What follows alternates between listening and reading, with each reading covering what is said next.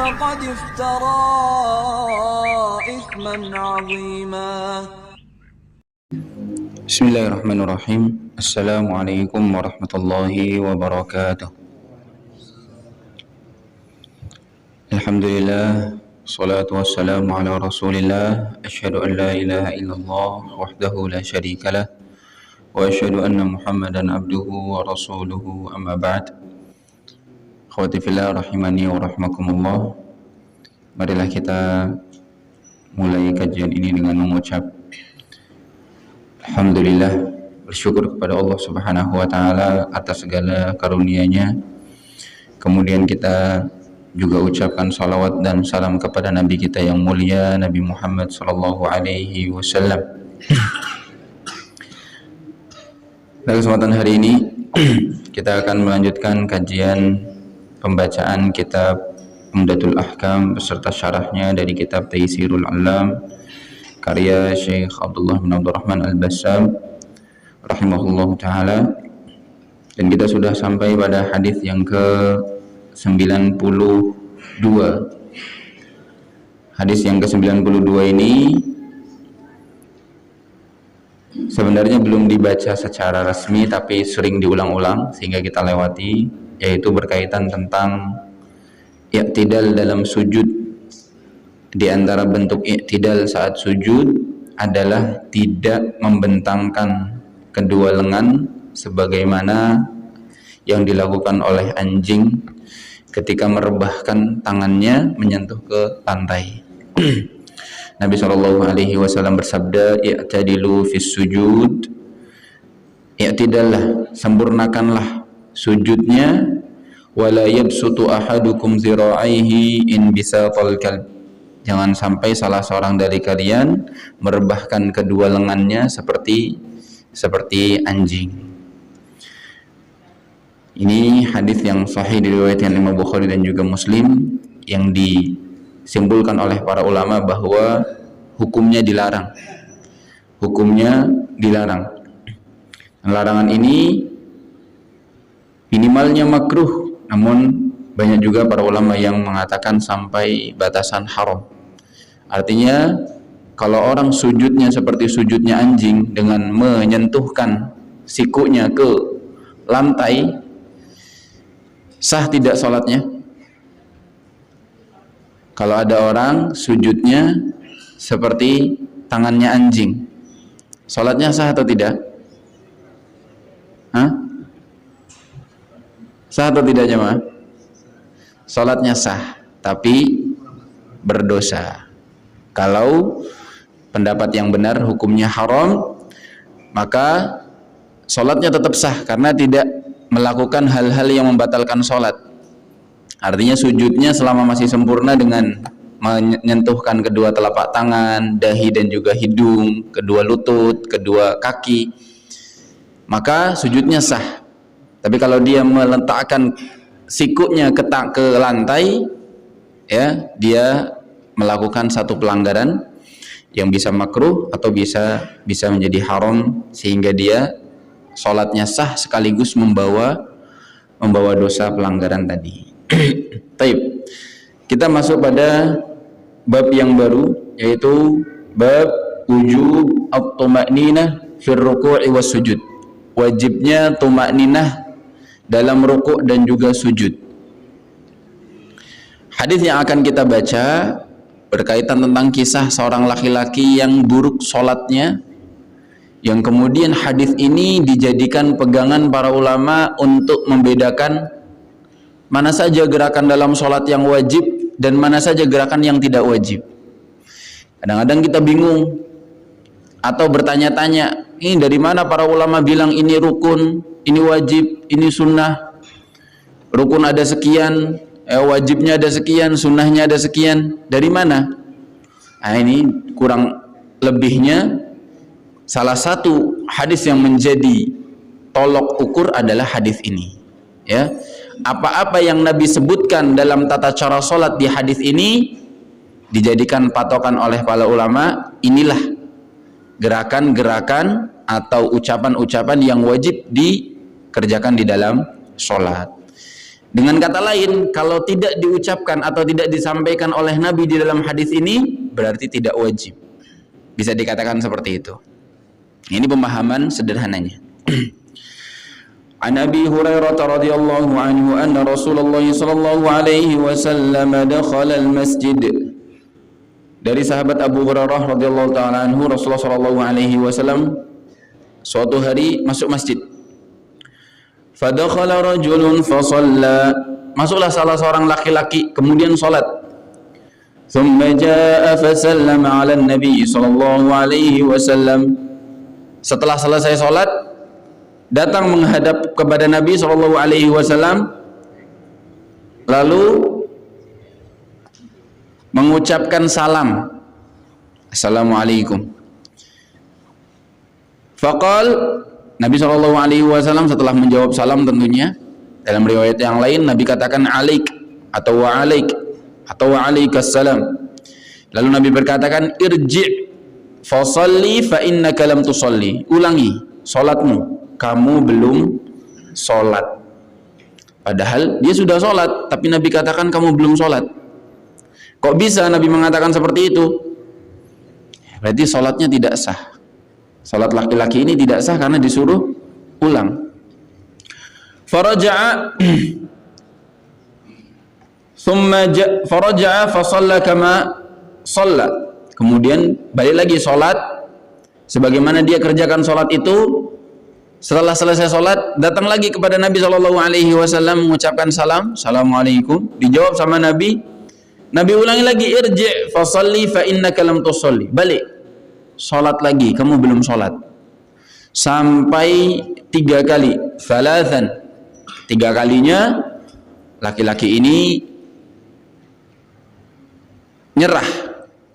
Kemudian berkata kepada Nabi, walladzi ba'atsaka bil haqq, demi zat yang telah mengutusmu dengan hak, yaitu demi Allah, ma uhsinu ghairahu, aku tidak bisa sholat lebih baik daripada sholat ini. Fa'allimni, maka ajarkan aku wahai Rasulullah sallallahu alaihi wasallam. Maka Nabi sallallahu alaihi wasallam ajarkan. Apa kata Nabi? Idza qumta ila sholati fakabbir, kalau mau sholat maka ucapkanlah takbir, maksudnya takbiratul ihram. Tsumma qra' ma tayassara ma'aka minal Qur'an. Kemudian setelah takbir, bacalah yang mudah bagimu dari Al-Qur'an. Dalam riwayat yang lain, tsumma qra' bi ummil Qur'an tsumma ma syi'ta. Tsumma bima syi'ta. Bacalah Al-Fatihah, Ummul Qur'an, kemudian setelah itu baca terserah kamu yang kamu mau. Tsumma rka' hatta tatma'inna raki'a. Kemudian rukuklah sampai kamu tumakninah dalam rukuk. Tsumma rfa' hatta ta'tadila qa'ima. Kemudian bangunlah dari rukuk sampai kamu sempurna, lurus, tegak dalam kondisi berdiri, i'tidal, bangun dari rukuk.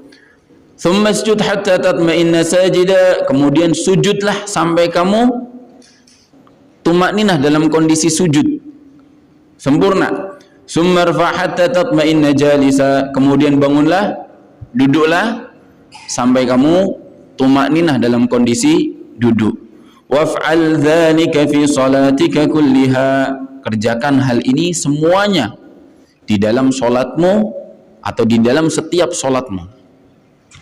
Ucapan Nabi sallallahu alaihi wasallam yang terakhir ini menunjukkan bahwa hal-hal yang Nabi sebutkan di sini menjadi rukun salat. Jadi menjadi rukun salat yang tidak bisa ditinggalkan. Ya. Kita baca syarahnya dari Syekh. Hadza haditsun jalil yusammihi al-ulama haditsul musi' fi salati. Hadisnya masyhur sampai hadisnya dikasih julukan. Namanya haditsul musi' fi salatihi. Hadis orang yang buruk salatnya. Karena dijadikan patokan. Hadis ini selalu diulang-ulang ketika menyebutkan tentang apa saja rukun-rukun salat. Wa huwa umdatuhum fima yajibu fis shalah wa ma la yajib. Ini adalah pegangan para ulama tentang apa yang wajib dikerjakan dalam salat dan apa saja yang tidak wajib. Maksudnya yang disebutkan di dalam hadis ini oleh Rasulullah wajib dikerjakan, yang tidak disebutkan tidak wajib dikerjakan di dalam salat. Haitsu jaa minan nabiy sallallahu alaihi wasallam mawdi'ul istiqsa' fi at-ta'lim wa at-tabyin li a'mal as-salati allati yajibu al-ityanu biha. Di mana Nabi sallallahu alaihi wasallam menjelaskan dalam kondisi begitu mentok dalam urusan pengajaran dan juga penjelasan dalam gerakan-gerakan salat yang wajib dikerjakan. Wa yu'tabaru ma taraka fi hadzal hadits min fi'liha ghairu wajib, dan yang tidak disebutkan di dalam hadis tidak wajib dikerjakan. Bagaimana kisahnya memang? Kisahnya Nabi SAW masuk masjid, datang salah seorang sahabat namanya Khalad ibn Rafi'. Khalad ibn Rafi' ini sesaudara dengan Rifa'ah bin Rafi'. Karena ada beberapa riwayat yang hadis yang mirip seperti ini diriwayatkan oleh saudaranya sendiri, yaitu Rifa'ah bin Rafi'. Khalad bin Rafi' dan Rifa'ah bin Rafi' dua saudara, anak Rafi' bin Khadij yang terkenal.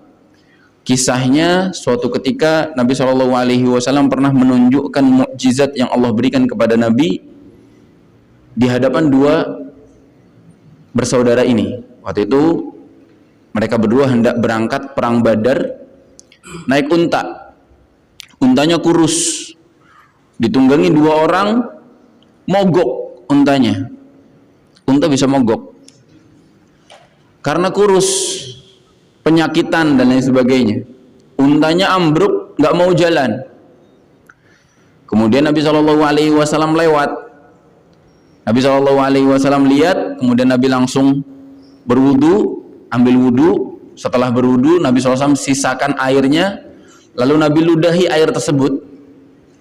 Kemudian airnya diminumkan ke unta, lalu disiramkan dan diusapkan di kepala untanya, di lehernya, di badannya, sampai di kakinya, sampai di punuknya. Setelah itu tiba-tiba untanya langsung berdiri dan lari kencang, bahkan ya awalnya di belakang macet mogok jadi paling pertama, paling depan. Dan ini hadisnya hasan, dan menurut para sejarah kisah ini bisa diterima atau bisa dibenarkan bahwa benar-benar nyata tentang mukjizat Nabi SAW ini. Sebelum diobati oleh Nabi SAW atas izin Allah tentunya, mereka berdua sempat bernazar, nih nanti kalau misalnya saya berhasil sampai ke Badar dengan onta yang mogok ini, saya akan sembelih untanya nanti, kemudian saya sedekahkan makanannya. Dan beneran Nabi SAW bantu, kemudian bisa sampai di sana. Bahkan ketika sampai di sana Nabi ketawa, senyum-senyum melihat unta yang dulunya yang sebelumnya mogok sekarang malah jadi pertama sampai di Badar. Akhirnya dua laki-laki ini memenuhi nazarnya, disembelih, kemudian dibagikan dagingnya kepada sahabat-sahabatnya. Karena sampainya di Badar mogok lagi untanya. Karena udah yang penting sudah sampai untuk perang Badar. Disebutkan kisahnya seperti itu.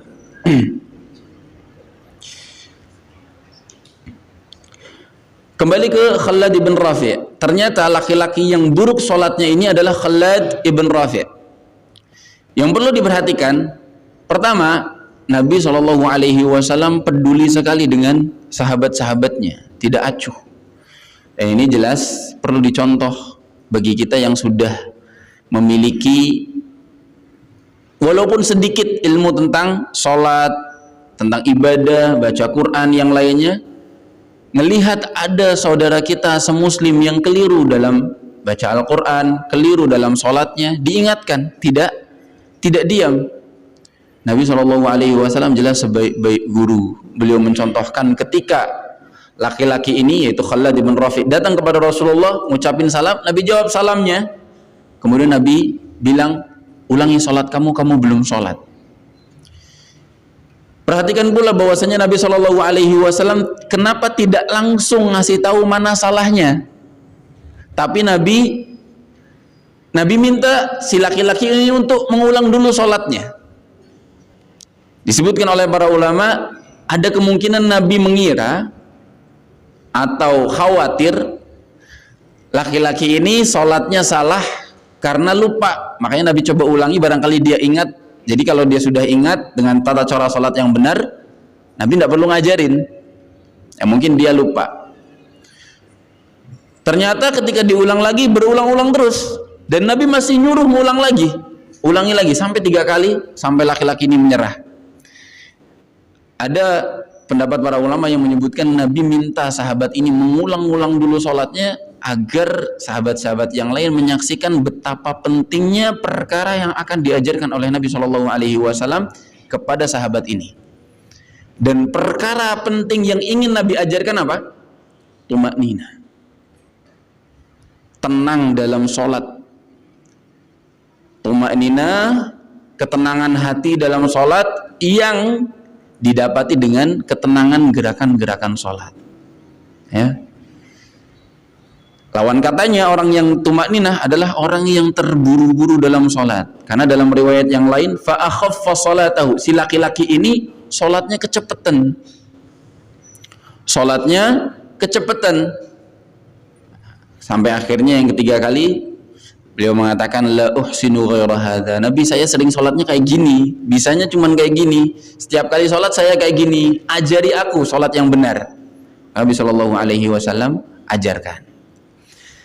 Jawaban Nabi Shallallahu Alaihi Wasallam kepada laki-laki ini dengan jawaban yang begitu ringkas.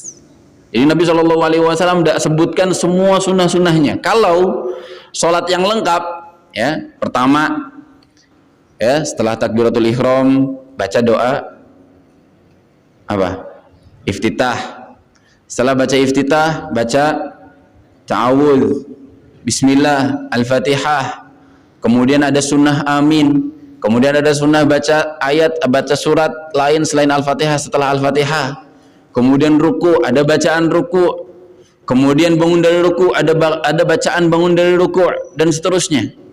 Tapi Nabi SAW jelaskan dengan singkat, menunjukkan bahwa yang Nabi jelaskan adalah hal-hal yang terpenting dalam sholat, yang tidak bisa ditinggalkan. Atau istilah lainnya disebut dengan rukun sholat. Ya, rukun sholat.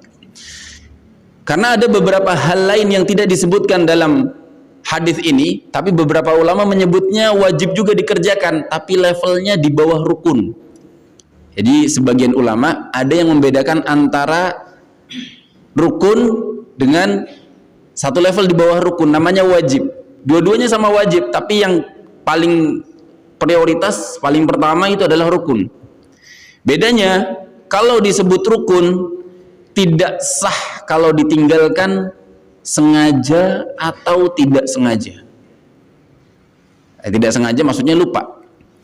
Ingat atau sengaja maupun lupa tidak sah sholatnya. Itu namanya rukun. Itu namanya rukun. Tapi kalau yang level di bawahnya rukun, namanya wajib atau wajibatus sholah. Kalau di dalam mazhab Syafi'i punya istilah sendiri lagi. Ada ab'ad, ada hayat, tapi hukumnya lebih ke sunnah kalau menurut mereka. Nah, bagi mereka yang berpendapat ada gerakan-gerakan selain dari hadis ini yang hukumnya juga sama wajib tapi tidak sampai batas rukun, itu artinya kalau ditinggalkan dengan sengaja batal, tidak sah. Tapi kalau ditinggalkan karena tidak sengaja, lupa dan lain sebagainya, maka sholatnya tetap sah dan bisa diganti dengan sujud sahwi tanpa harus mengulang rakaat yang kurang. Ya, misalnya dia dalam satu rakaat dia lupa tasyahud awal misalnya. Rakaat kedua dia lupa tasyahud awal. Sebagian ulama menyebut tasyahud awal bukan rukun. Kalau di mazhab Syafi'i malah menganggapnya sunnah. Kalau di dalam mazhab jumhur mengatakan hukumnya wajib tapi levelnya di bawah rukun. Tetap kalau ingat harus didatangkan, harus dikerjakan. Tapi kalau lupa, rakaat yang tadi hilang tasyahud awalnya tidak perlu diulang. Kata para ulama tetap sah. Tinggal nanti di akhir ditambal dengan sujud sahwi. Baik, ikhwafillah rahimani wa rahimakumullah. Sekarang apa saja yang disebutkan oleh Nabi dalam pengajaran beliau kepada laki-laki ini? Yang pertama, idza qumta ila sholati fakabbir. Kalau mau salat, maka ucapkanlah takbir. Ketika sudah berdiri, ucapkanlah takbir. Takbir yang dimaksud di sini adalah takbiratul ihram. Takbir yang di sini disebut oleh Nabi Shallallahu Alaihi Wasallam adalah takbiratul ihram yang menjadi rukun. Adapun takbir yang lainnya atau disebut dengan takbiratul intiqal. Bedanya apa? Takbiratul ihram itu hanya satu saja di awal sholat, namanya takbir pembuka, ihram, pembuka. Takbir yang lain disebut dengan takbiratul intiqal, takbir-takbir perpindahan dari berdiri ke ruku, ruku ke sujud dan lain sebagainya. Takbir-takbir yang diucapkan disebut takbiratul intiqal, yang hukumnya tidak sewajib takbiratul ihram. Sebagian ulama mengatakan tetap wajib, kalau ditinggalkan tetap sah, kalau tidak sengaja bisa diganti dengan sujud sahwi. Sebagian ulama mengatakan bahkan sampai sunnah, ya, seperti dalam beberapa madhab. Tapi yang menjadi fokus kita adalah yang rukun ini jangan sampai ditinggalkan, yaitu takbiratul ihram. Sampai-sampai para ulama jadikan takbiratul ihram ini sebagai definisi sholat. Jadi ketika masuk dalam bab fikih, ketika mereka mau mendefinisikan sholat, sholat itu apa? Mereka mengatakan sholat af'al wa aqwal makhsusah, ya, gerakan dan juga ucapan yang khusus tertentu, maftuha bit takbir atau muftataha bit takbir, dimulai dengan takbiratul ihram, wa mukhtatamatun bit taslim, diakhiri dengan salam.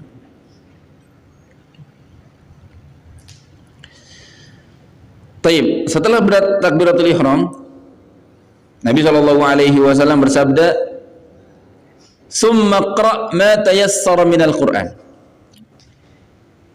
Di hadis yang sedang kita bawa ini, yang ada di dalam Umdatul Ahkam, itu riwayat yang tidak menyebutkan kata-kata Al-Fatihah, tapi langsung bacalah apa yang mudah bagi kamu dari Al-Qur'an. Tapi kita tidak bisa mengamalkan hanya satu hadis saja, karena ternyata ada hadis-hadis yang lain yang sama kejadiannya lewat jalur yang lain yang juga harus diamalkan. Sebagian ulama menyebutkan, termasuk yang paling jelas adalah mazhab Hanafiyah. Mazhabnya Abu Hanifah itu mengatakan bahwa membaca surat Al-Fatihah tidak wajib. Membaca surat Al-Fatihah hukumnya tidak wajib. Dalilnya apa? Dalilnya hadis ini karena tidak disebutkan surat Al-Fatihah. Yang kedua yang ada di dalam surat Al-Muzammil. Dalam akhir surat Al-Muzammil, Allah Subhanahu wa taala berfirman, "Faqra'u ma tayassara minal Qur'an." Yaitu ketika menjelaskan tentang salat malam, "Faqra'u ma tayassara minal Qur'an." Tapi itu hanya pendapat mazhabnya Abu Hanifah saja atau mazhab Hanafiyah saja. Sedangkan mazhab jumhur ulama, mayoritas ulama meyakini bahwa bacaan surat Al-Fatihah hukumnya wajib, tidak boleh ditinggalkan. Di antaranya apa? Dalilnya, hadis ini diriwayatkan lewat jalur yang lain. Nabi SAW bersabda, "Tsumma qra' bi ummil Qur'an." Kemudian bacalah ummul Qur'an, yaitu Al-Fatihah. Kemudian ditambah dengan "Tsumma qra' ma tayassara laka minal Qur'an." Dalam riwayat, "Tsumma qra' bima syi'ta." Setelah itu terserah mau baca apa. Yang penting Al-Fatihahnya dibaca. Didukung dengan hadis-hadis yang lain, Nabi SAW bersabda, "La salata liman lam yaqra' bi Fatihatil Kitab." Tidak sah salat orang yang tidak baca Al-Fatihah. Hadis ini sahih riwayat Imam Bukhari dan juga Muslim. Dalam hadis yang lain Nabi SAW bersabda, riwayat Imam Muslim, "Man shalla salatan lam yaqra' fiha bi Fatihatil Kitab fa huwa khidaj." Siapa yang sholat tidak baca Al-Fatihah, maka sholatnya khidaj, artinya naqis, cacat, kurang. Sehingga para ulama menyimpulkan bahwa bacaan Al-Fatihah hukumnya wajib menurut pendapat mayoritas, dan ini adalah pendapat yang lebih benar insyaallah. Ya. Rukun. Ya. Dari ada 3 dalil, dalilnya adalah hadis yang sama tapi riwayat yang lain. Hadis yang kedua, "La salata liman lam yaqra' bi Fatihatil Kitab." Hadis yang ketiga, "Man shalla wa lam yaqra' bi Fatihatil Kitab fahiya khidaj." Pertanyaannya sekarang, apa hukum bacaan surat Al-Fatihah bagi makmum? Ada yang bisa jawab? Terserah. Maksudnya gimana terserah imam baca?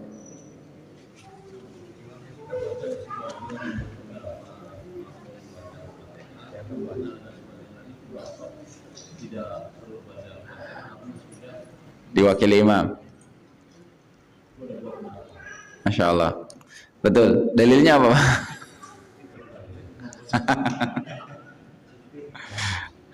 Masya Allah. Yang pertama, salat berjamaah ada dua macam. Salat sirriyah dan juga salat jahriyah. Ya. Kalau salat sirriyah bisa atau boleh kita katakan para ulama sepakat makmum wajib baca Al-Fatihah. Karena imam tidak terdengar bacaannya. Ya. Adapun hadis yang mengatakan qiraatul imam qiraatun lil makmum adalah hadis yang dhaif. Hadis yang mengatakan bacaannya imam itu menjadi bacaan bagi makmum itu adalah hadis yang dhaif. Sehingga yang pertama, salat yang sirriyah wajib baca Al-Fatihah makmum. Tinggal salat jahriyah. Nah, salat jahriyah secara umum benar yang disampaikan oleh Bapak tadi bahwa khilaf di antara para ulama. Khilaf yang cukup kuat dan sudah ada dari dulu. Dan sampai sekarang masih khilaf. Ya. Yang pertama, kata para ulama, bagi mereka yang mengikuti pendapat ulama yang mengatakan makmum wajib baca Al-Fatihah dalam salat jahriyah, maka silahkan. Bagi mereka yang mengikuti atau taklid, meniru ulama yang mengatakan bahwasanya dalam salat jahriyah makmum tidak perlu baca Al-Fatihah, maka silahkan.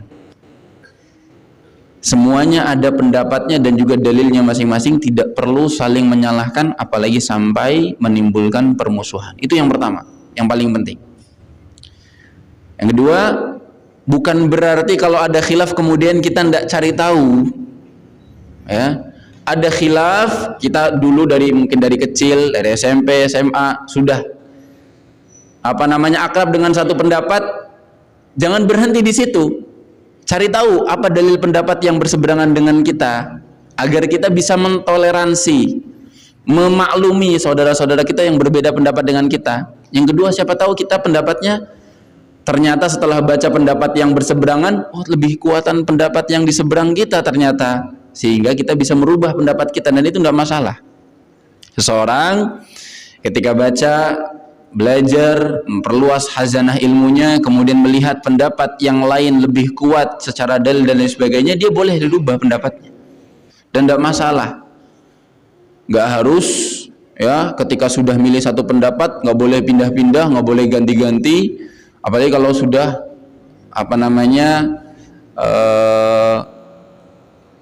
istilahnya sudah saklek dengan satu kiai misalnya. Pokoknya pendapat yang beda dengan kiai ini nggak mau dipilih, nggak mau dirubah. Yang lebih parah lagi kalau fanatiknya dengan organisasi, langsung dibilang organisasi fulan pendapatnya begini. Pokoknya kalau sudah masuk organisasi ini nggak boleh ganti pendapatnya. Secara mutlak bilang pendapat yang ada di luar organisasi itu keliru. Yang lebih parah lagi, kalau sudah beda amaliyahnya sampai dibenci, dijauhi, dicueki, dihajar. Bahkan kami sering dengar ada orang, ada fulan awalnya rajin di organisasi tertentu gitu ya. Keluar, sudah tidak aktif lagi karena sudah mulai ngikuti ustadz yang lain, pendapat yang berbeda dari dalam organisasi itu. Langsung dibilang murtad. Ini lebih parah lagi. Sangat berbahaya sekali ucapan. Ini namanya fanatik buta. Siapa sih yang nyuruh untuk ngikutin organisasi? Apakah Nabi SAW mewajibkan kita berorganisasi? Tidak wajib. Boleh, silahkan dijadikan wasilah, jadikan tunggangan untuk melakukan suatu kebaikan sosial, mendalami ilmu, untuk bisa memberikan dampak yang lebih besar pakai organisasi. Jelas boleh, tapi jangan jadikan organisasi sebagai tolok ukur kebenaran, sehingga kalau udah beda dengan organisasi ini langsung ditutup matanya, nggak mau dengar. Waliyahzubillah. Ini nanti kita sendirinya akan menyesal. Karena fanatik buta seperti itu membuat kita jahil, padahal ilmu Allah Subhanahu wa taala masih luas. Ya. Apalagi barangkali ustadz yang beda dengan organisasi kita mungkin lebih luas ilmunya. Sehingga kita terhalang dari kebaikan ilmu tadi hanya gara-gara fanatik buta dengan satu organisasi.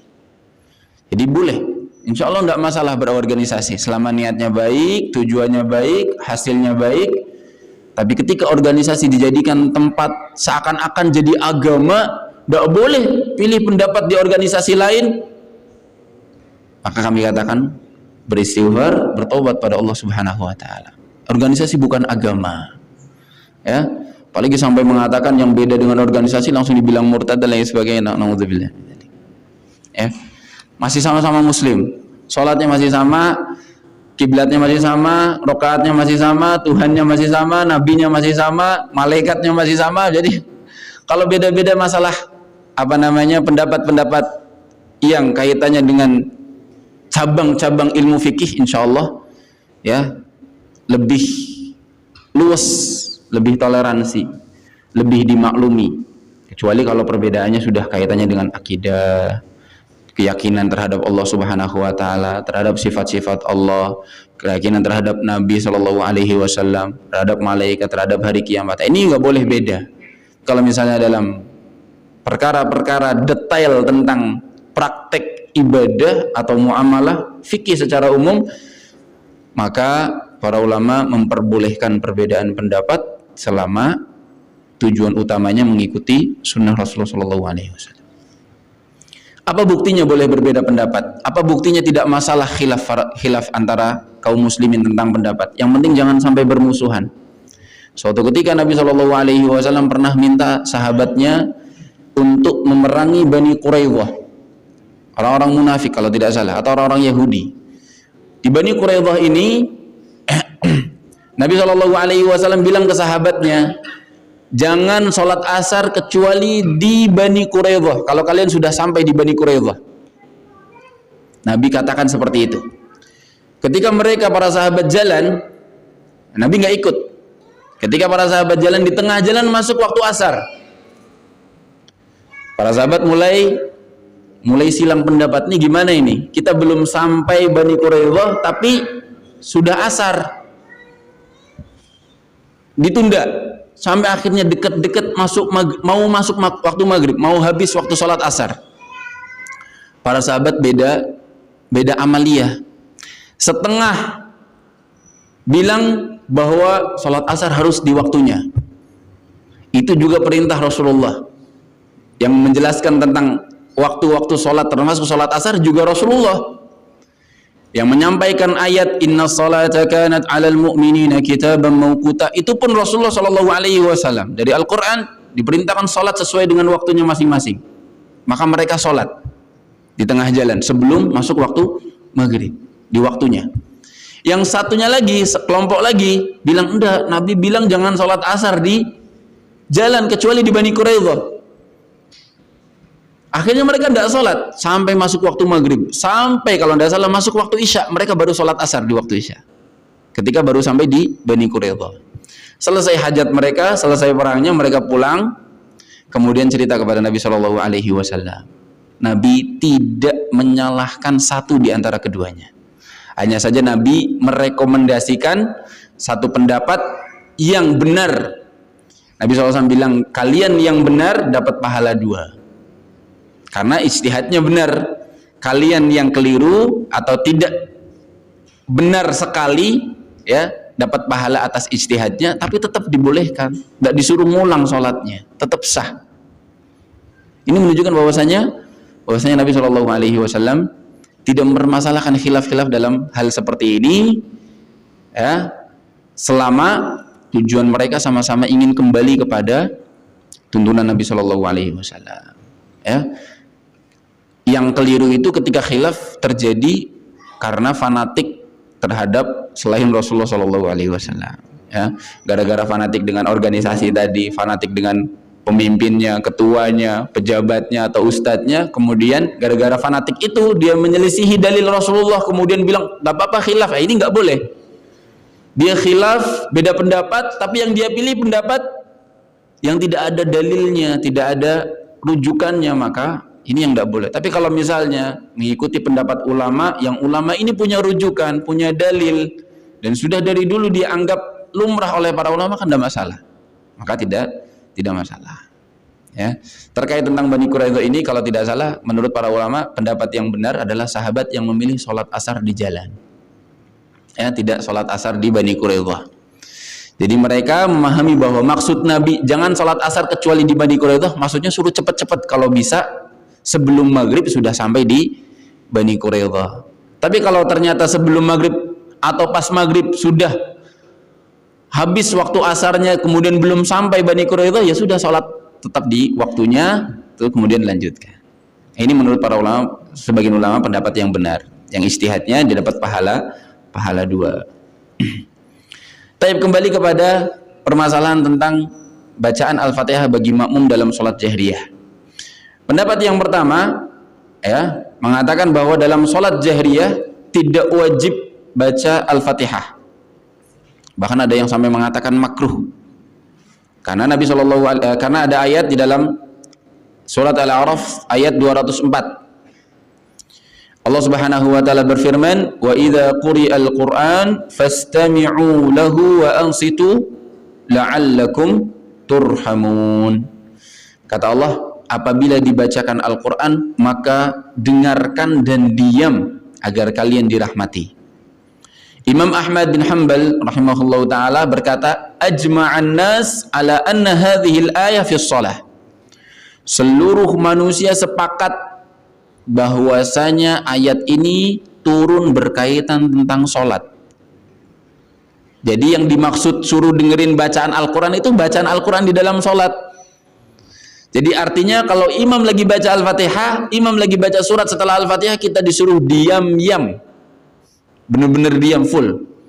Fa idza quri'al Qur'an fastami'u lahu wa ansitu la'allakum turhamun.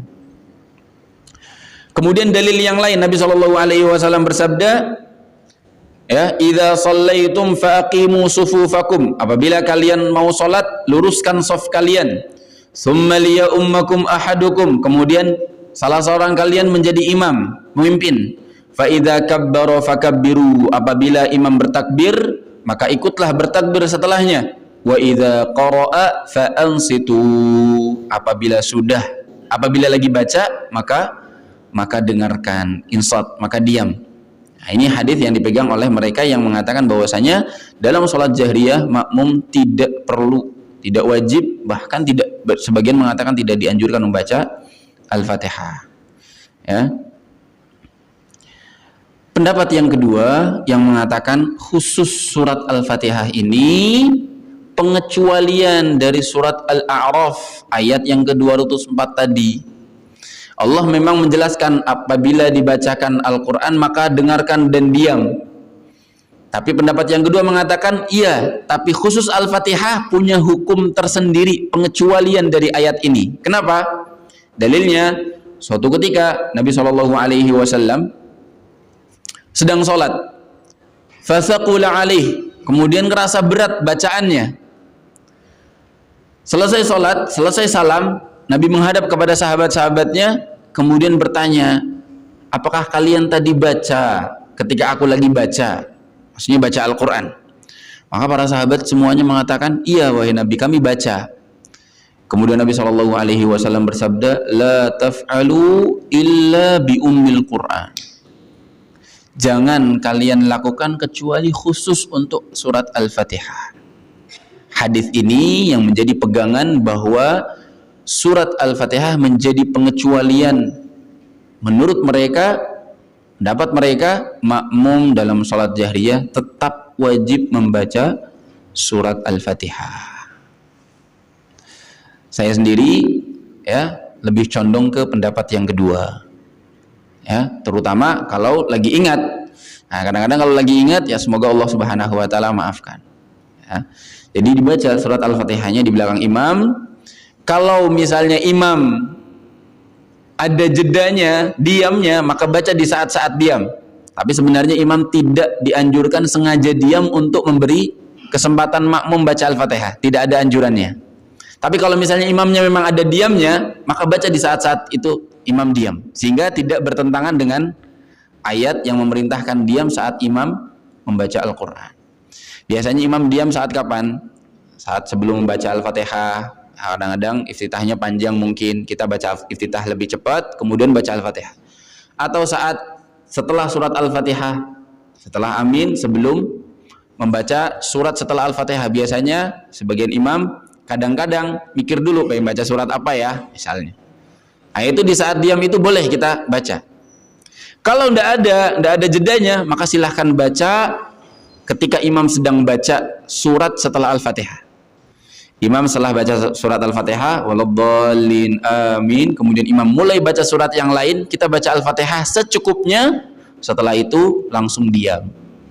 Adapun surat lain setelah Al-Fatihah, jelas tidak boleh seorang makmum baca di belakang imam dalam sholat jahriyah. Jadi kalau sholat jahriyah, makmum tidak boleh baca surat setelah Al-Fatihah. Cukup Al-Fatihah saja, setelah itu dia mendengarkan bacaannya imam, sebagaimana firman Allah, fa idza quri'al qur'an wa idza quri'al qur'an fastami'u lahu wa ansitu la'allakum turhamun.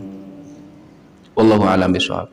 Tapi sekali lagi, khilaf ini sudah ada dari dulu dan sampai sekarang setiap pendapat masih dianggap kuat, sehingga tidak masalah kalau sebagian kaum muslimin masih condong ke satu pendapat, tidak condong ke pendapat yang lainnya. Ya, tugas kami hanya menyampaikan dalil masing-masing, kemudian tidak perlu menjadikan hal ini penyebab perselisihan, perpecahan, atau permusuhan. Taib. Kemudian Nabi SAW setelah baca Al-Fatihah, "Tsumma qra' bima syi'ta", kemudian baca setelahnya bebas surat apa saja, rambu-rambunya seperti yang kita jelaskan pada kesempatan lalu. Ya, salat subuh surat yang paling panjang atau pilihan yang paling panjang, Al-Fatihah, kemudian Maghrib, Isya paling sedang, Maghrib yang paling pendek suratnya. Itu sunnahnya, meskipun boleh menyelisihi itu sesekali. Kemudian Nabi SAW bersabda, "Tsummarka' hatta tatma'inna raki'an", kemudian rukuklah sampai kamu tumakninah dalam kondisi rukuk. Tumakninah dalam kondisi rukuk. Ikhwafillah rahimani wa rahimakumullah, ada khilaf lagi di antara para ulama tentang hukum tumakninah. Ya, hukum tumakninah. Lagi-lagi mazhab Hanafiyah yang mengatakan tidak wajib tumakninah. Namun pendapat jumhur Malikiyah, Syafi'iyah, Hanabilah mengatakan wajib tumakninah. Dalilnya hadis ini sendiri. Dalilnya Nabi minta sahabat Rafi' ibn Khalad ibn Rafi' tadi yang sholatnya buruk, gara-gara dia sholatnya gak tumakninah, gara-gara dia sholatnya terburu-buru. Nabi minta ulang sampai berkali-kali. Nabi SAW jelaskan sholat yang benar, tsummarka' hatta tatma'inna raki'an. Ketika ruku tumakninah, ya, sehingga tumakninah ini menurut pendapat mayoritas ulama sesuai dengan hadis yang sahih dan juga sharih. Kemudian hadis yang lain dari Barra ibn Azib bahwasanya ramaqa salatan Nabi sallallahu alaihi wasallam fawajada qiyamahu farak'atahu fa'tidalahu ba'da ruku'ihi fasajdatahu fajalsatahu ma baina at-taslimi wal insiraf qariban minas sawa. Ya, Barra bin Azib mencontohkan salatnya Nabi sallallahu alaihi wasallam, mengatakan bahwa gerakan ini semuanya seimbang dengan tumakninah. Tinggal pertanyaannya, apa atau seberapa lama batas minimal tumakninah orang dikatakan tumakninah? Yang pertama,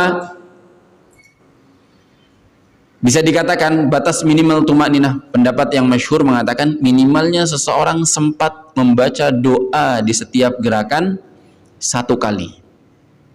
Dengan tenang juga, tidak buru-buru. Ya. Jadi enggak berarti ketika dibilang 1 kali kemudian baca 1 kali tapi buru-buru juga dibilang tumakninah. Nah, dibilang tumakninah 1 kali juga dibaca dengan tumakninah. Misalnya saat ruku baca subhana rabbiyal azim, atau contoh yang lain subhanakallahumma wa bihamdika allahumma ighfir dan seterusnya, atau doa-doa yang lain Allahumma laka raka'tu wa laka sajad dan seterusnya, maka minimalnya baca satu kali subhana rabbiyal azim satu kali, itu batas minimal seorang tumakninah. Dengan kata lain, setelah dia baca satu kali sudah diperbolehkan bagi dia untuk bergerak pindah ke gerakan berikutnya.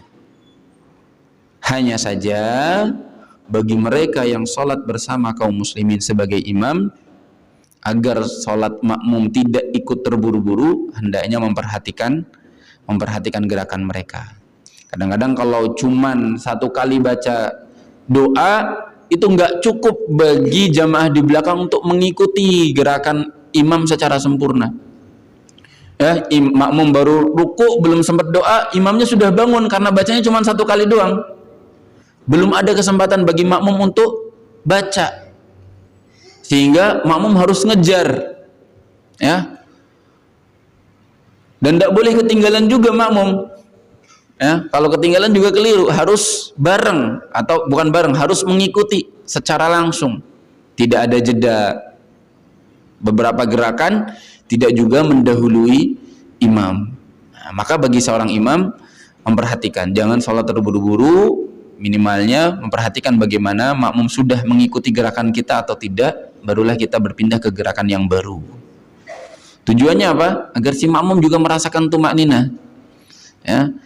Dan ini banyak sekali terjadi di antara beberapa imam yang sholatnya tidak memperhatikan hal ini, sehingga tumakninah makmumnya kurang sempurna, ya.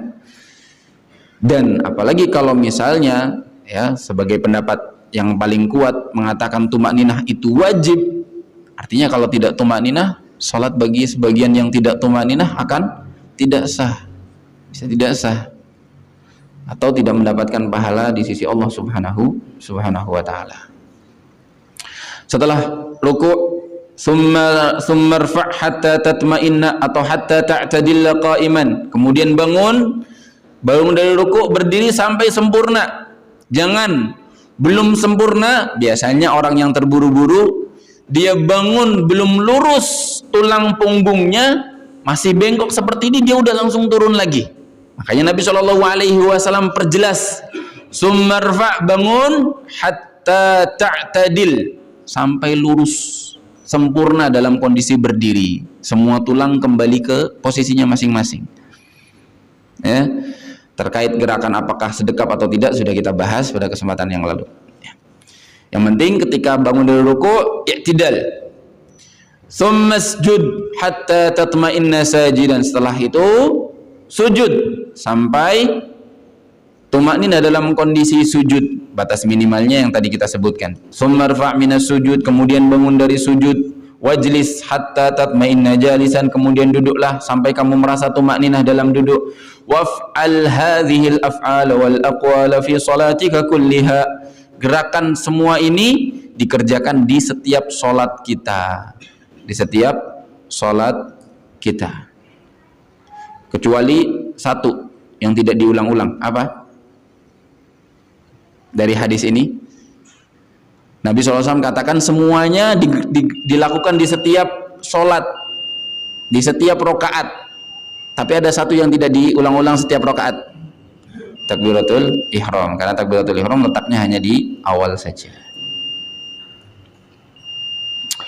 Baik, wa fillah rahimani wa rahimakumullah. Beberapa faedah yang bisa diambil dari hadis ini pula, bahwasanya Nabi SAW begitu peduli dengan umatnya, dengan murid-muridnya. Beliau mengajarkan dengan sebaik-baik pengajaran. Nah, pasti ada beberapa pertanyaan, bagaimana dengan gerakan-gerakan yang lain yang disebutkan juga termasuk rukun? Berkaitan tentang hadis ini yang dijadikan patokan bahwa yang disebutkan wajib, yang tidak disebutkan wajib, itu pun ada metodenya yang dipakai oleh para ulama. Sebagian ulama ada yang menambahkan lagi. Di antaranya adalah tasyahud akhir, kemudian ada lagi permasalahan tentang sholawat Nabi di akhir, kemudian salam. Ya, sebagian ulama dan menurut pendapat yang kuat ini juga wajib didatangkan, tidak boleh ketinggalan. Salam, orang sholat tidak salam tidak sah. Tapi kok pertanyaannya kenapa Nabi tidak sebutkan di hadis ini? kebanyakan para ulama menjelaskan bahwa untuk 3 hal ini ya bisa jadi si Khalad ibn Rafi' sudah tahu, jadi tidak perlu diulang lagi. Itu sebagian penjelasan dari para ulama kenapa kok seperti salam atau rukun yang lain tidak disebutkan oleh Nabi Shallallahu Alaihi Wasallam. Allahu a'lam bishawab. Itu saja yang bisa kami sampaikan. Kita jeda dulu untuk dikumandangkan azan. Setelah itu bagi yang mau bertanya silahkan disiapkan pertanyaannya. Baik jamaah yang kami muliakan, silahkan barangkali. Ini, enggak. Bagaimana punya seorang makmum yang ketinggalan bacaan Fatihah dari imam? Apakah makmum tersebut harus mengulang Fatihah lagi di rumah? Berarti dia begitulah atau tidak? Baik, ini salah satu hal yang juga menjadi problem cukup masyhur di antara kaum muslimin tentang kalau membaca Al-Fatihah bagi makmum itu wajib, kemudian kalau ketinggalan nggak dapat bacaannya imam, ya, apa yang harus dilakukan oleh si makmum? Apakah rakaatnya sah atau dia perlu mengulang rakaat tersebut? Ya, dia masuknya saat imam sudah baca surat setelah Al-Fatihah, ya, atau masuknya saat imam sudah mau ruku, dia baru gabung saat takbiratul ihram kemudian ruku bersama imam. Maka ada salah satu hadis, ya, kalau tidak salah sahabat Abi Bakrah. Suatu ketika Abu Bakrah terlambat sholat. Abu Bakrah terlambat sholat. Nabi SAW sudah mau ruku bersama jamaah. Dia baru mau masuk masjid, Nabi sudah ruku. Kemudian Abu Bakrah ini langsung takbir, langsung ruku, padahal belum gabung dengan shaf. Kurang mungkin 3 meter, 4 meter, ya, di belakang shaf. Barulah setelah sudah mulai nyaman, mungkin di gerakan i'tidal atau gerakan yang lainnya, baru dia maju bergabung dengan shaf yang paling belakang, shaf yang paling dekat. Perhatikan ya, setelah salam Abi Bakrah tidak nambah rakaatnya. Ya, ini perhatikan, tidak disebutkan dalam riwayat ini Abi Bakrah mengulang rakaat yang dia cuman dapat ruku. Jadi mulai dapat rakaatnya imam, rakaatnya Nabi, rakaat saat ruku. Jadi ketinggalan Al-Fatihah, ketinggalan bacaan setelah Al-Fatihah, dapatnya ruku.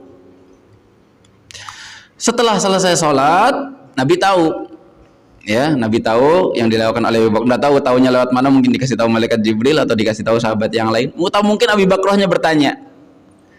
Kemudian Nabi SAW katakan, zadakallahu hirsan wala ta'ud. Semoga Allah menambah semangat dan kerajinan kamu, tambah rajin lagi, nggak terlambat. Wala ta'ud, jangan ulangi lagi. Perhatikan lagi, Nabi mengatakan jangan ulangi lagi. Sebagian ulama mengatakan bahwa sholatnya Abi Bakrah sah atau tidak sah? Sebentar dulu, jangan sah tidak sah deh. Kalau Nabi mengatakan jangan ulangi lagi, sholatnya Abi Bakrah salah atau benar? Menurut sebagian pendapat salah. Menurut sebagian pendapat salah. Sehingga yang berpendapat bahwa maksud Nabi jangan ulangi lagi, maksudnya jangan enggak nambah 1 rakaat. Jadi salahnya itu karena kurang 1 rakaat tapi enggak dilengkapi, ya, karena ketinggalan shaf tadi. Mengatakan bahwasanya berarti orang yang ketinggalan Al-Fatihahnya imam harus ngulangi rakaat yang ketinggalan tadi.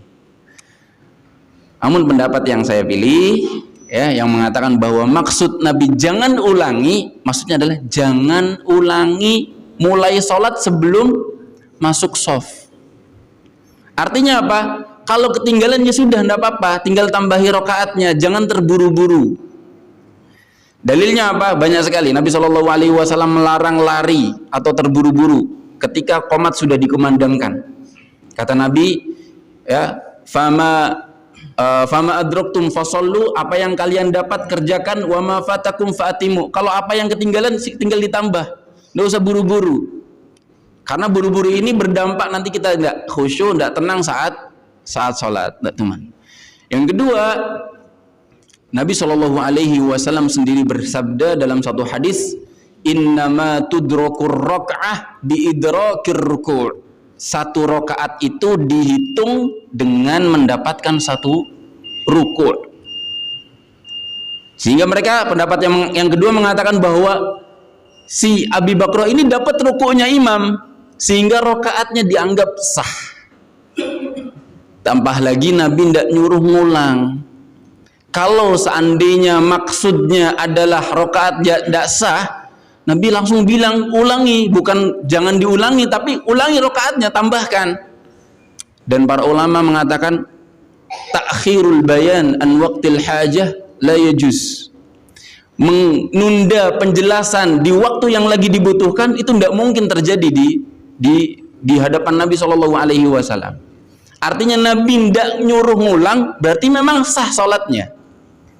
Sehingga mereka yang mendapatkan rukuknya imam dikatakan, menurut pendapat yang saya pilih, dan insya Allah ini pendapat yang lebih kuat, banyak dalil-dalilnya, ya, bahwa kalau dapat rukuk, insya Allah sudah dianggap satu rakaatnya imam. Ya, bahkan ketika imamnya lagi rukuk, selama imamnya belum bangun dari rukuk, insya Allah dia sudah dapat satu rakaat, tidak perlu diulang. Kenapa? Dalilnya Nabi SAW bersabda, innama tudrakur rak'ah biidrakir rukuk. Satu rakaat didapat dengan satu rukuk. Ada hadisnya dari Nabi SAW. Yang kedua, Nabi tidak nyuruh Abu Bakrah ngulang atau nambah rakaatnya. Ini menunjukkan sholatnya Abu Bakrah sah. Karena kalau sholatnya Abu Bakrah tidak sah, tidak boleh Nabi bilang dibiarkan, tapi Nabi harus nyuruh dia ngulang sholatnya. Sudah jadi kewajiban Nabi untuk mengajarkan dan menjelaskan mana yang sebenarnya. Tapi Nabi sudah ajarkan, menunjukkan bahwa yang dilakukan oleh Abu Bakar sudah benar, tidak perlu diulang. Ini menurut pendapat yang kuat insya Allah. Wallahu a'lam bishawab. Tapi kalau misalnya lagi-lagi kata-kata ini yang mengatakan bahwa apabila sholat tanpa Fatihah itu tidak sah, itu gimana? ya ini menjadi pengecualian, karena kita nggak boleh mengamalkan satu hadis saja. Kita harus amalkan semua hadis. Kalau kita cuma ngamalin la sholata liman lam yaqra bi Fatihatil kitab, tidak sah salat orang yang tidak baca Al-Fatihah. Berarti kita meninggalkan hadis ini. Hadisnya Abi Bakro, hadis la tudrakut la tudrak innama tudrakur rak'a bi idrakir ruku'. Namanya kita mengamalkan satu hadis tapi meninggalkan hadis yang lain. Kaidahnya para ulama, kita amalkan semuanya selama masih bisa diamalkan. Cara mengamalkan semuanya bagaimana? Kalau sempat sholat sendirian atau menjadi imam harus baca Al-Fatihah. Pengecualian bagi mereka yang masuk dalam hadis ini, ya kita amalkan hadisnya Nabi ini. Menjadi pengecualian bagi mereka yang kebetulan terlambat dapatnya rukuknya imam, dianggap sah sholatnya. Jadi kesimpulannya, kenapa tetap pendapat yang kedua yang saya pilih? Karena memang kita disuruh untuk ngamalin semua hadisnya, dan yang paling bagus adalah mengamalkan semua hadis. Gak pilih satu hadis kemudian buta dengan melihat hadis yang lain, enggak. Jadi sebisa mungkin kita kombinasikan semuanya, ya. Kemudian kita dengarkan penjelasan ulama. Gimana ngamalin hadis ini, di mana hadis ini diamalkan. Kita tahu kasusnya masing-masing. Wallahu a'lam bishawab. Kurang lebih seperti itu. Tapi sekali lagi ini tetap menjadi khilaf, jangan menjadi perpecahan, jangan menjadi perselisihan. Ya. Monggo Pak, terakhirnya. Ini bosan terkait kita di Islam ini ada empat mazhab. Kemudian ada yang bilang kamu harus berulama biasa mazhab. Kalau sapi aja gitu. Tapi selama ini terus terang aja saya nanti dalam satu mazhab. Karena Imam Hanafi, Maliki, Syafi'i dan Hambali. Di dalam mempersepsikan hadis kan kadang-kadang beda-beda. Kemudian saya berpikir juga saya dikasih angka. Tentunya saya harus memilih kan, mana mengikut ini atau mana. Betul. Secara umum, ya, madhab yang masyhur. Bukan madhab cuman ada 4. Ya, di ahlu sunnah bukan cuman 4 sebenarnya, banyak sekali. Ya, yang enggak masyhur itu ada Imam Al-Hasan Al-Basri, Al-Auza'i, kemudian Ats-Tsauri, dan juga imam-imam yang lain, Ibnu Hazm Al-Zahiri. Ini pendapat-pendapat juga yang ada kadang-kadang disandingkan bareng dengan 4 madhab. Nah, 4 madhab ini yang masyhur, yang murid-muridnya itu rajin menyebarkan madhab mereka, kitab-kitabnya, kurikulumnya banyak. Namun yang perlu diperhatikan, kita tidak diwajibkan untuk mengikuti satu madhab, kita diwajibkan mengikuti dalil. Lalu bagaimana bermadhab hukumnya? Secara umum para ulama membolehkan. Silakan. Tujuannya untuk apa? Untuk mempermudah kita mempelajari fikih, boleh kita bermadhab. Tetapi ketika kita tahu kebenaran, alangkah baiknya kita tidak fanatik dengan madhab tertentu. Jadi tujuan kita, misalnya saya pilih madhab Syafi'i lah, untuk mudahin, karena punya kurikulum sendiri. Imam Syafi'i dan ulama-ulama yang ada di dalam madhab Syafi'i itu sudah merangkum, sudah merumuskan formulanya agar kita bisa mudah dalam memahami fikih, dari mulai sholat, ibadah, muamalah dan lain sebagainya. Boleh kita mempelajari satu madhab, tapi jangan mencukupkan dengan satu madhab. Artinya kalau memang ada keganjalan, kok ini pendapatnya lemah, ada pendapat di luar yang lebih kuat, maka ketahuilah semua imam itu sendiri mengatakan, mau Imam Syafi'i, Imam Malik, Imam Ahmad, Imam Abu Hanifah bilang, kalau pendapat saya menyelisihi Al-Quran maupun Sunnah, buang sejauh mungkin, ambillah pendapat Sunnah. Mereka sendiri mengatakan, dan mereka melarang untuk umatnya atau pengikutnya untuk fanatik dengan mereka. Mereka hanya mempermudah saja, dan mereka masih bisa salah. Manusia biasa, bukan orang yang maksum seperti Nabi Shallallahu Alaihi Wasallam. Tapi jelas para ulama sepakat 4 imam mazhab ini diakui, dan kalau seandainya ada orang bertaklid dengan mereka, insya Allah sudah cukup Islamnya, karena mereka sudah dianggap derajatnya sudah imam. Jadi pendapat-pendapat mereka bagi orang-orang awam yang tidak mampu mendalami lebih jauh, boleh langsung mengikuti pendapat imam-imam ini ya sebagai seorang muqallid ya. Wallahu a'lam bishawab. Semoga cukup. Tutup dengan doa kafaratul majlis. Subhanakallahumma wa bihamdik, asyhadu an la ilaha illa anta, astaghfiruka wa atubu ilaik. Assalamualaikum warahmatullahi wabarakatuh. ومن يشرك بالله فقد افترى إثما عظيما.